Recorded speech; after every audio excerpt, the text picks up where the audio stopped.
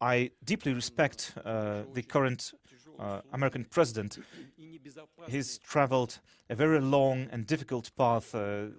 There were hardships along the way, on his way to the White House. You know that he survived 2 attempts on his life. He's a very courageous person, that's for sure.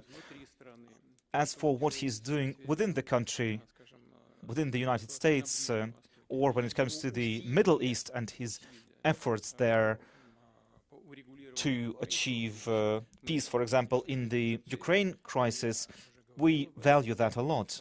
And let me say that publicly again, like I've said before, President Trump, I believe, sincerely wants to achieve peace in Ukraine.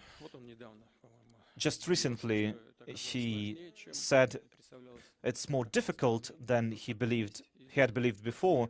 Well, that's true, and it's to be expected, because it's one thing when you look at something from the outside, and it's something different when you actually deal with it. And the same goes for the Middle Eastern matter.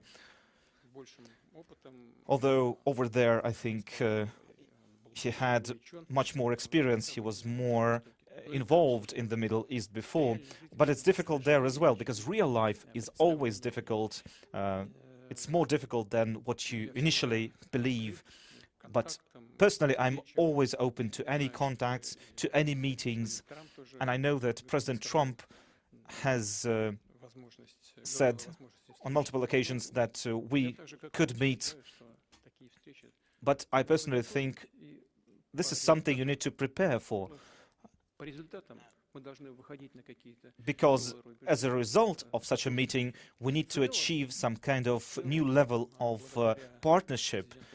But overall, thanks to President Donald Trump, relations between Russia and the United States are starting finally to get better in some respects. Of course, we still have issues diplomatically, but the first steps are there. We're moving forward.